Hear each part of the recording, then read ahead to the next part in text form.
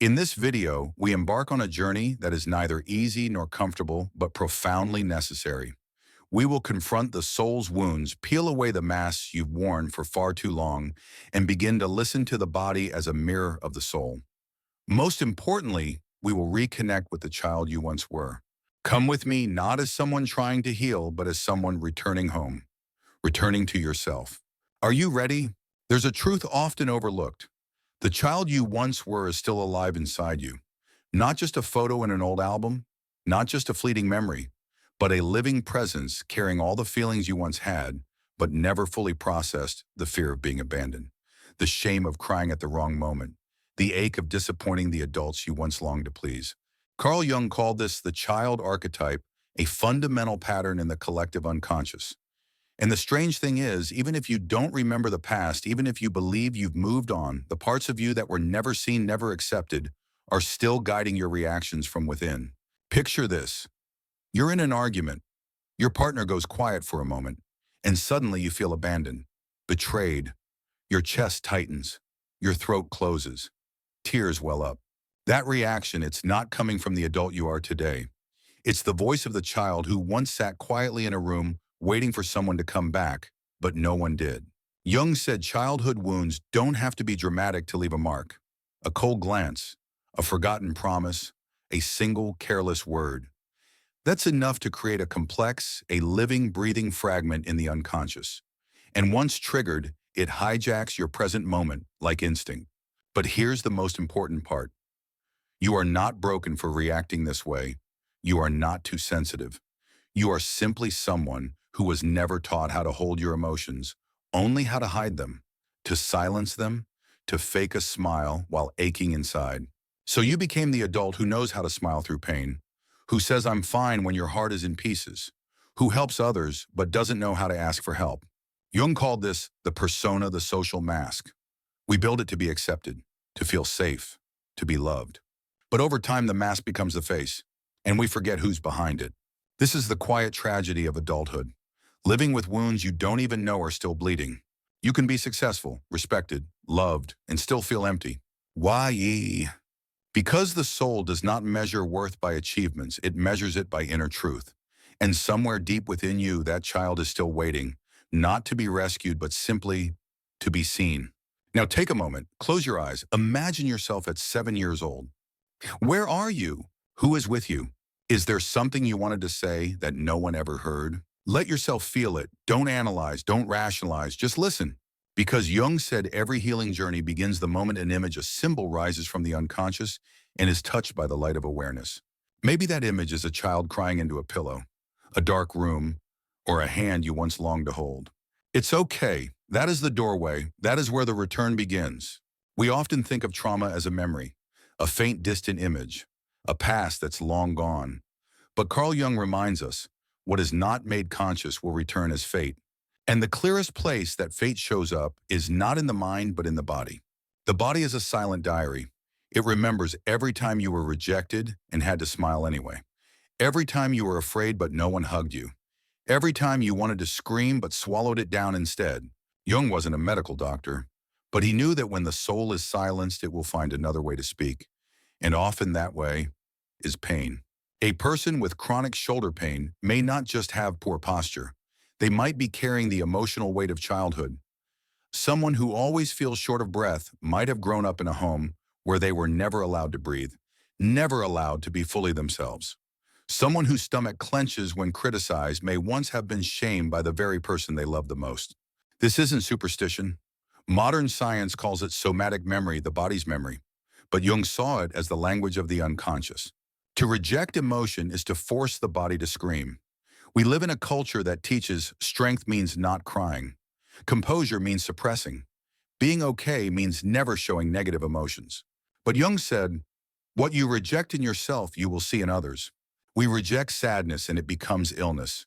We reject anger and it turns into depression. We reject fear and it becomes panic. The body can only hold so much. So it speaks through symptoms: insomnia, migraines, mysterious nausea, a racing heart when someone merely looks at you coldly. You are not too sensitive. You are biologically honest. Dreams, the secret language of the soul. Jung affirmed that one of the clearest ways the unconscious speaks is through dreams. Have you ever dreamed of falling, of being chased, of returning to your childhood home? It's not random, it's a message. A dream of being chased, maybe your old fear of abandonment is surfacing. A dream where you can't find your way home. Your inner child might be feeling lost. A dream of a loved one who has passed. It could be a part of your soul asking to be heard. Jung said, every symbol in a dream is a door to the unconscious. What you dream is never meaningless. It's a bridge between the part of you you hear and the part you've forgotten. The body is where healing begins. In modern Jungian therapy, there's a method called active imagination, a dialogue between your conscious self and unconscious symbols. But for those who aren't ready to speak yet, Jung encouraged something simpler. Start by feeling your body. Sit quietly, close your eyes. Ask, where in my body am I holding pain? Maybe it's a heaviness in your chest, a lump in your throat, a tightness in your stomach. Don't analyze, just be with it. Breathe with it. Ask it what it needs. And then let an image arise. A child, a shadow, a strange symbol. That's when the process of individuation begins. Simple practices to reconnect. Write a letter to your inner child using your non-dominant hand. Draw an image of the pain your body is holding. When you're emotionally triggered, instead of reacting, place your hand on your heart and ask, who inside me needs my attention right now? Because when the body is finally heard, it no longer needs to scream. Carl Jung once wrote, one does not become enlightened by imagining figures of light, but by making the darkness conscious. And the darkness he spoke of, it isn't out there. It's the part of you you've rejected, the part you're ashamed to admit, the part you judge in others yet deny in yourself. This is the shadow, the soul's hidden twin. No one grows up without forming a shadow. From childhood, we're told, don't cry, that's weak. Anger is bad. Be nice, be quiet, don't make trouble. And so sadness is suppressed. Anger is buried. The desire to rebel is locked away. But these parts don't vanish. They retreat into the unconscious, into the shadow. When your relationships echo old wounds, have you ever loved someone who made you feel small, unheard, not enough?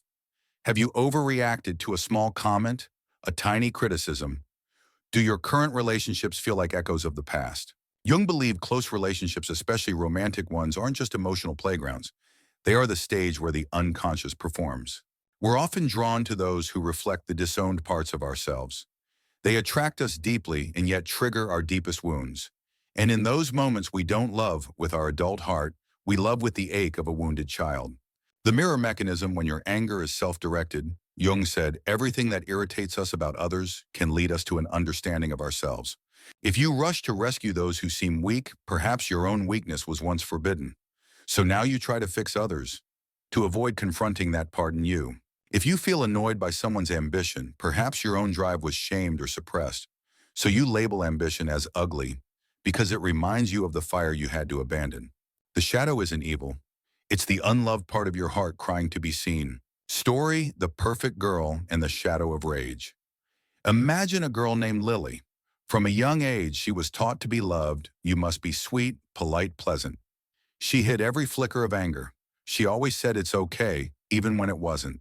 As an adult, Lily became the ideal woman, smiling, accommodating, kind. But inside her, something was trapped, a suppressed energy, a shadow named anger. When her husband started growing distant, Lily didn't speak up. She just cried quietly. Until one day she exploded over a dirty towel, over a careless word. But it wasn't about the towel. It was the child inside her screaming, I have a right to be angry. I deserve to be heard. How to recognize your shadow. The shadow often shows up in three ways. Overreactions. If your emotions feel too big for the moment, your shadow has likely been triggered.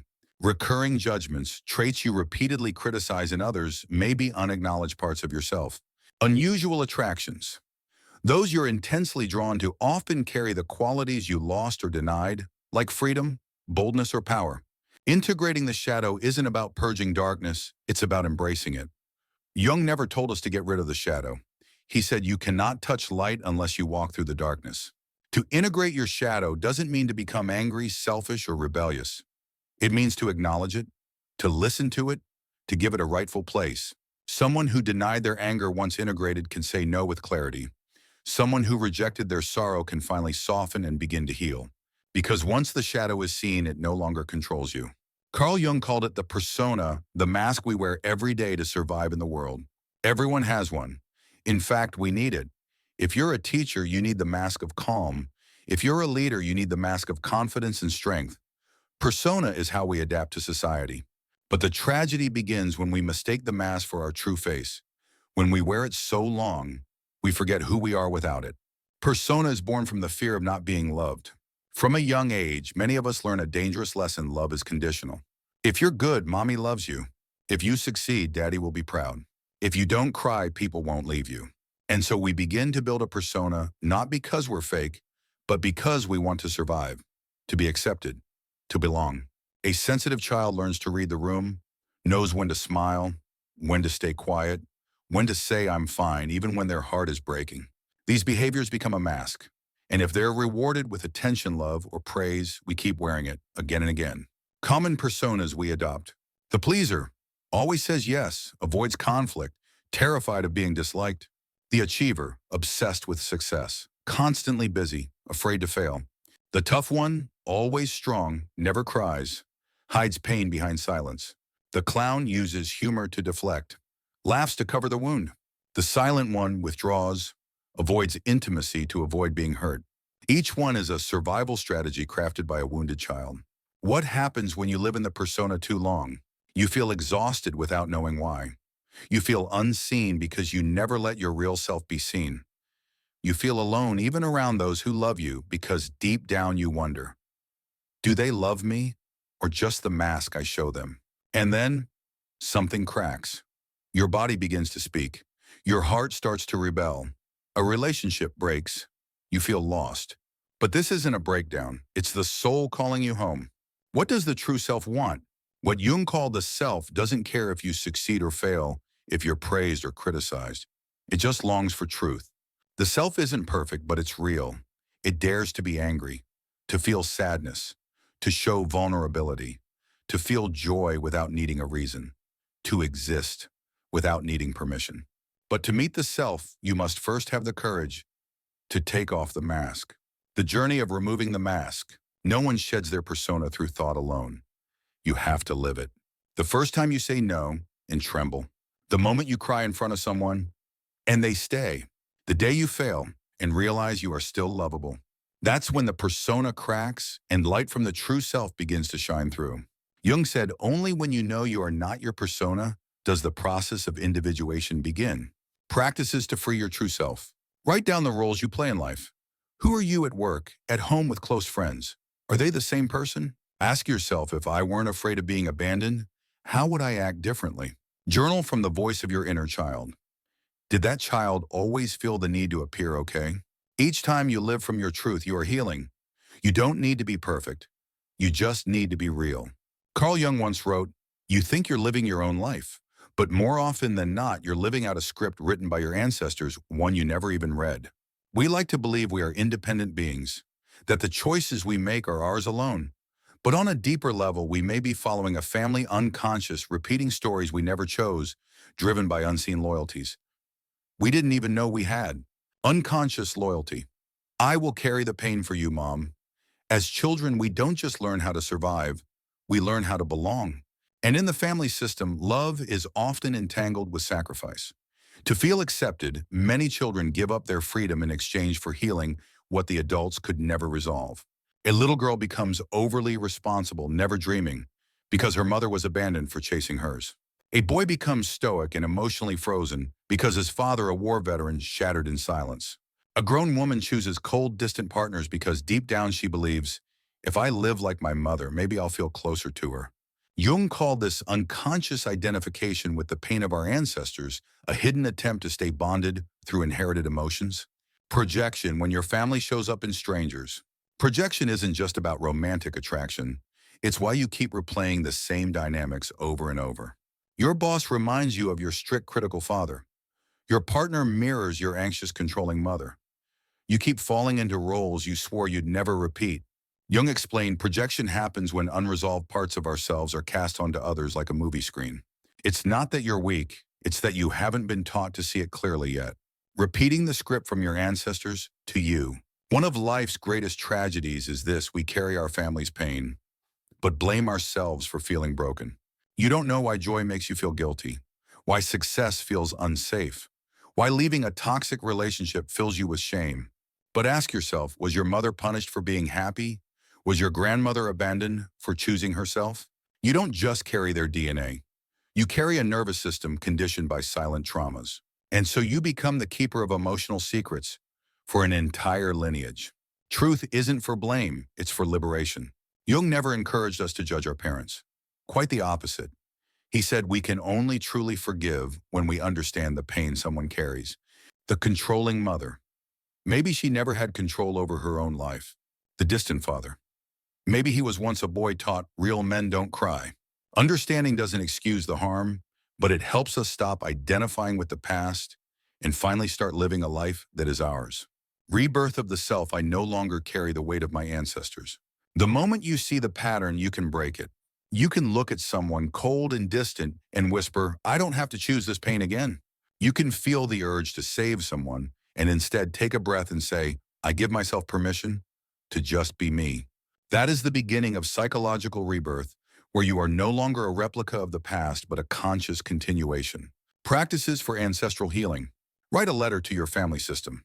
Say, I see your pain, but I no longer need to carry it to prove my love. Map your relational patterns. Who triggers you the most? Who makes you feel guilty, unseen, or reactive? These may be portals to unhealed projections.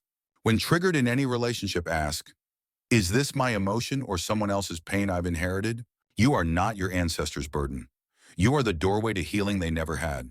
You've walked with me through the deepest chambers of the soul where the child still cries, where the body holds memory, where the shadow waits to be named, where the mask is finally lifted, and where you discover sometimes you've been living a life that isn't fully yours, but inherited from generations past. But you know what? Carl Jung never said you need to fix yourself. He believed you were not made to become someone else. You were made to become yourself. And the journey back to your true self is not a straight line. It's more like climbing a spiritual mountain where every step reveals a wound, seen a shadow, touched a memory, loved again, with a new open heart. You are not alone. Maybe you've thought, no one really understands me. But the truth is, what you're feeling right now is the echo of a million souls also waking up. You're not broken. You're remembering who you are. If you found yourself in tears during this video, that's not weakness. That's your soul coming back to life. What would happen if you lived as your true self? Imagine this. One day you stop trying to be lovable and simply love yourself first, fully, unconditionally.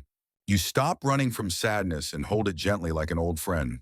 You stop blaming your parents and start giving yourself what they couldn't. You stop performing, stop repeating unconscious loops, and begin living with the wild freedom of a soul unshaped by fear. That is individuation. That is real light. Let's reflect together. Which part of this video resonated most with you? Was it the part about your inner child? Was it when you realized what your body has been trying to say? Was it the pattern in your relationships that finally made sense? Or maybe it was the moment you looked into the mirror of your own mask. Leave a comment, not for me, but for your future self, or for someone who will read it tomorrow and realize they're not alone either. If this video wasn't just information for you, but a healing experience, then I invite you. Subscribe so you can receive more soul-deep content each week. Share this with someone you know is silently needing this message. Save it as a gentle reminder. I'm on the journey back to myself. You don't need to be perfect. You just need to show up truthfully. Light doesn't come from defeating the darkness, but by walking with it all the way home. Carl Jung.